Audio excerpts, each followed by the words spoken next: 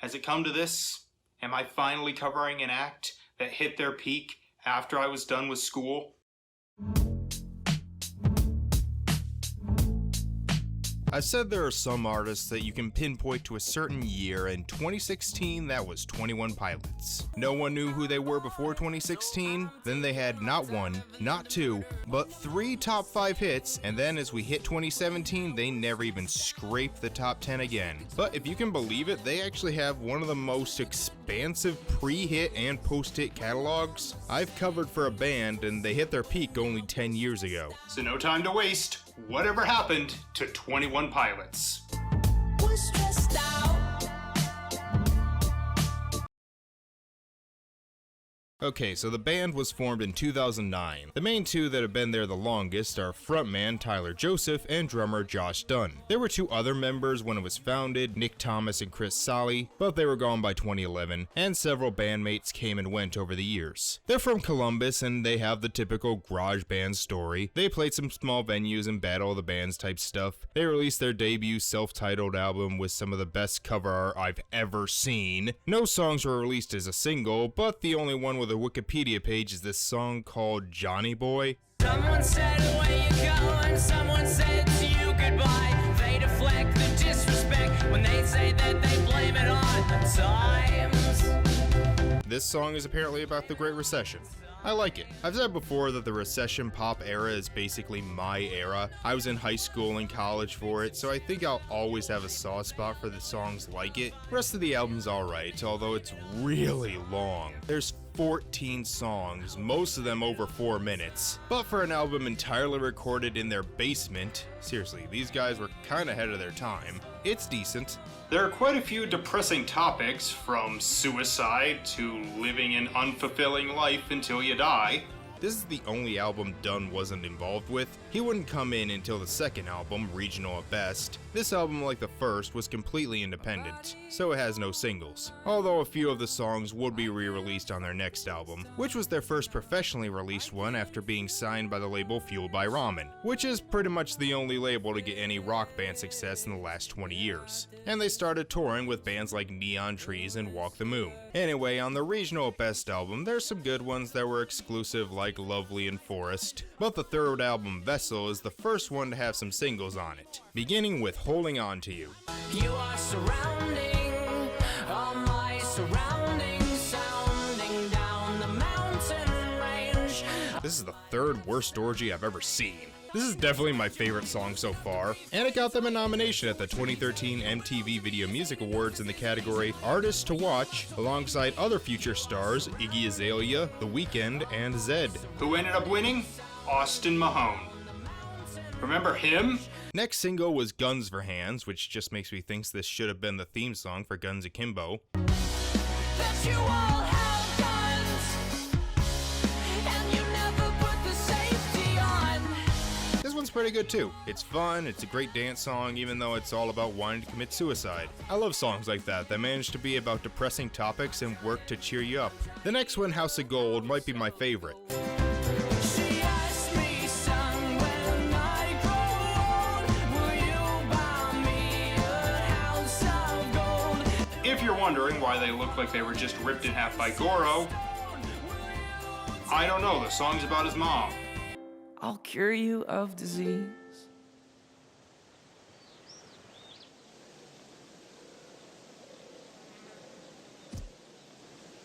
Oh, so this is what Ian and Barley's dad's top half was doing while they were having adventures with his legs. The last 2 singles are alright, and the rest of the album is pretty solid too. I like the song Migraine mostly for this line. Thank God it's Friday, cause Fridays will always be better than Sundays, cause Sundays are my suicide days. I have rarely felt as heard than when someone called Sundays my suicide days. The album did pretty well, peaking at 21 on Billboard. Again, I hadn't heard of them yet, but they seem to be growing a fan base, even opening for Fall Out Boy. So the momentum was there, and in 2015 they released their next album, Blurryface. I know that name, so finally time to talk about their first song to hit the Hot 100, Fairly Local. I'm fairly local, good people now. A little too dubsteppy for me, but I guess it's fine. This peaked at 84, but the single got higher, and by that I mean 2 spots. The next single is Tear in My Heart. She's the tear in my heart. I'm alive. She's the tear in my heart. I'm on fire. I like this one a lot. I think the music video is set in Inception. It's directed by Mark Classfield, who did this video for Sum 41's In Too Deep. Okay, now we can finally talk about the breakout hit.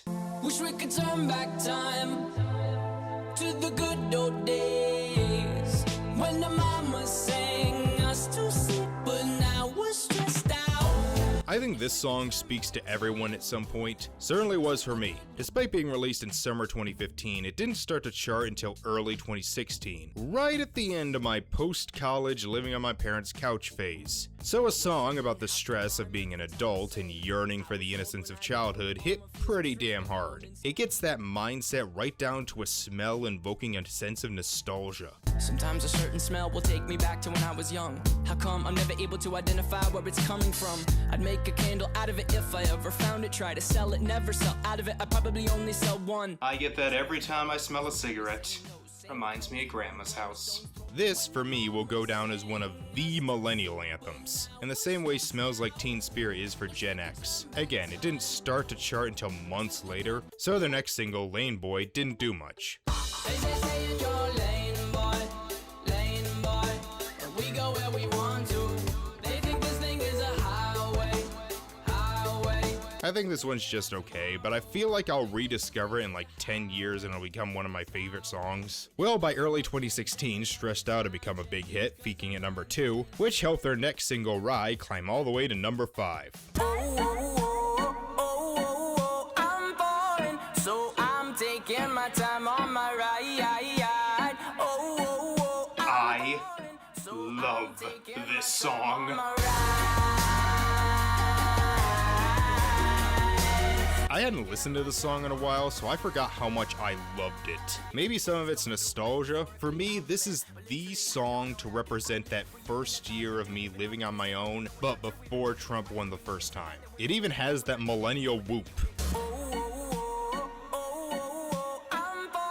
I don't know, we just called it that for some reason. Or maybe I like it because it just gets my life philosophy of, yeah, life can sometimes be really hard and death will eventually come for us all, but might as well just enjoy the ride. It's the only life you get. The last single, Heavy Dirty Soul, is okay but didn't do much, and the rest of the album is pretty good, though none matching their 2 big hits. I enjoy the songs The Judge, Doubt, and We Don't Believe What's on TV. But of course, their third top 10 hit didn't come from one of their albums, but from a movie. A movie about a group of villains forced to save the day. We're bad guys. It's what we do. All my friends are heathens, take it slow. Yes, Heathens, the top 5 hit from the movie Suicide Squad, the critically reviled DC movie that I kinda like. And whether you like it or not, I think we can all agree the soundtrack is one of the best parts. All my friends are heathens, take it slow. Wait for them to ask you who you know. In terms of songs made for a soundtrack that became big hits, I'd say this is one of the better ones of the last 20 years. And because this and Ride both charted at the same time, 21 Pilots is one of the rare acts to have 2 top 5 hits simultaneously, putting them in the same group as the Beatles and Elvis Presley. So that would be their last top 10 hit, but if you don't consider Billboard the be-all end-all, they've been doing pretty well for themselves. They've released 4 albums since Blurryface, most of them certified gold. Critics seem to like them, and they have a solid fan base that turn up for their concerts. But of course, this is a show about chart success and how much general audiences remember them. So let's get into their post-peak history. They won a Grammy, and during their acceptance speech did this. My name's Blurryface and I care what you think. Just come and watch the Grammys with us. And as we were watching, we noticed that every single one of us was in our underwear. And seriously, Josh turned to me, and we were no one at that time. He turned to me and he said, you know, if we ever go to the Grammys, if we ever win a Grammy, we should receive it just like this. Yeah, when I was in 3rd grade, I said that if I ever became president, I'd send the ginger kid who bullied me to jail. Doesn't mean you have to stick to it. In 2018, they released their next album, Trench, and because it was the late 2010s, they released 2 singles at the same time. One was Jumpsuit,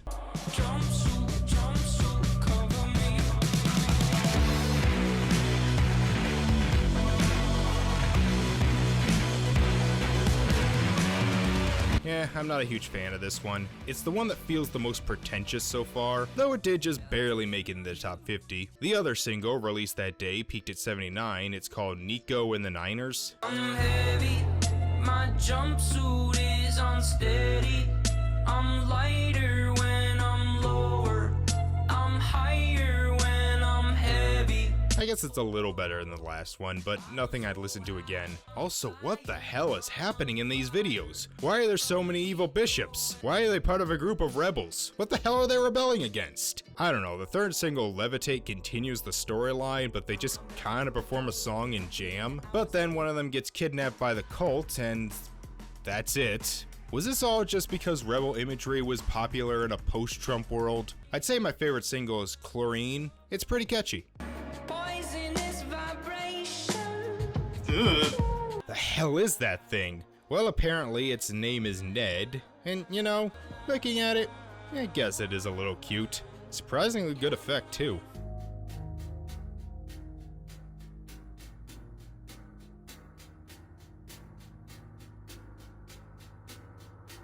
I don't get it either, Ned. The last single, The Hype, is pretty solid too, and Ned appears in it as well, and it appears he made friends. Good for you, Ned. The rest of the album's fine, though some of the songs are a bit long, but it was a critical hit. They toured until COVID put them on hold, but in 2020 they released 2 singles while working on their next album. One was a Christmas song called Christmas Saves the Year with this cute little stop motion video where Santa battles demonic snowmen. It's adorable. And Ned's back. This is exactly what we needed at the time. The other is actually their only other single to hit the top 40. It peaked at number 23 and it's called Level of Concern. 'Cause I told you my level of concern, but you walk by like you never heard, and you could bring down my level of concern. I don't remember this one, but this might be my favorite song so far. I love it. It's so damn catchy and a perfect quarantine song. 2021 came their next album, Scaled and Icy, and the first single, Shy Away.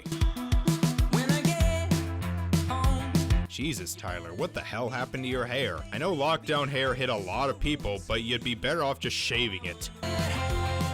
Oh god, that's even worse. This song's pretty good, and again, it got in the bottom half of the Hot 100. The other singles are really good too. My favorite probably being Saturday. Slow down on Monday, not a sound on Wednesday. Yeah. I swear I've heard this song before, I just can't remember where. Oh, and there's more lore to their music videos. The evil bishops are back, as is Ned. Oh god, there's more of them. How do they reproduce? They don't have anything down there. Then they give him antlers, and he uses this to control one of the evil bishops. So these things have godlike powers. They can take over the world at any time. Anyway, the whole album is really good. Probably their most poppy album. They continued touring, did some mashup of Heathens and the Stranger Things theme. All my friends are heathens, take it slow. Wait for them to ask you who you know. I think 2022 was the year public opinion finally reversed on 2016. Also, Josh made a cameo on Fast X. Sorry. I'll just wait. You know what? I'm just. We'll just if you want to just go. We'll stay here. Yes. Go Let's around. go around. Right. Go around. How is that now the second artist in a row that cameoed in a Fast and the Furious movie? Also, yes, that's Debbie Ryan. If you're wondering why she's there, it's because they're married. Yeah, Debbie Ryan is married to the drummer from 21 Pilots, and they had a kid last year. Good for them. The next album was Clancy in 2024, the first single being Overcompensate. Are my stripes 300 tracks in my Adidas track jacket? Bless your ear holes while you react acting. Gobsmacked, don't hesitate to maybe overcompensate. I feel like It's fine. There's more lore with the video, but honestly, I've stopped trying to follow them. At this point, I think they just started a cult. The album's fine.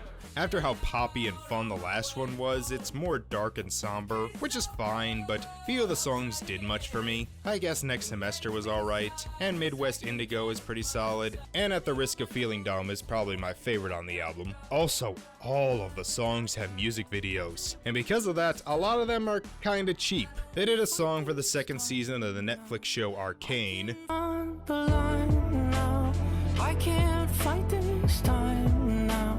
I can feel the light shine on my face. Imagine Dragons did a song for the first season and it became one of the biggest hits of the year.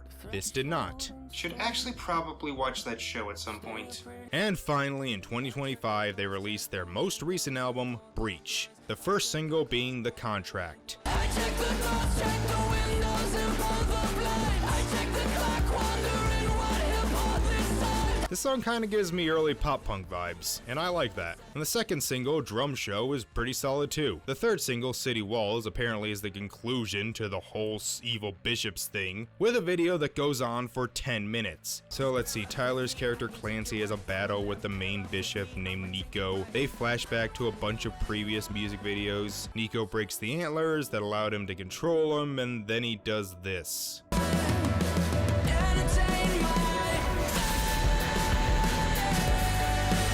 He has 11 powers. Okay. So now Clancy hands the rest of them robes, meaning they're the bad guys now? I really like this Clancy. Yeah, me too. But that's not Clancy up there anymore. Huh? Well, that's kind of a depressing ending. Although I love this little thank you at the end. At a time when music videos are dying and AI is taking the jobs of creatives, it's nice to see the appreciation. Some highlights from the rest of the album include Downstairs, Robot Voices, and Days Lie Dormant. And finally, they did release one more single back in February called Drag Path that got as high as number 57 after going viral on TikTok. A drag path etched in the surface as evidence. I left there on purpose, a sad sack. If you're wondering what's up with the bunnies, this is a short film from 2010 called Out of Forest. I have no idea why it's the video for this song, but it's pretty good. So that brings us to today. They're currently touring. They actually came down near me last year, and one of my coworkers went to see them. If I had made this video before that, I might have gone. These guys have a lot of talent. Of everyone I've covered, they're one of the more consistent, and I think that's why they've built up a solid fan base. And while not hitting the highs of 2016, still managed some minor chart success. They actually had a concert movie released earlier this year that managed to get into the top 5. So that's pretty cool. And they seem to be pretty good dudes, advocating for mental health, supporting LGBTQ, and being anti-generative AI. So if you haven't heard them since the Obama administration, check out some of their stuff. Thank you all for watching, and I will see you next time. Bye. Used to dream of outer space, but now they're laughing at the face, saying, wake up, you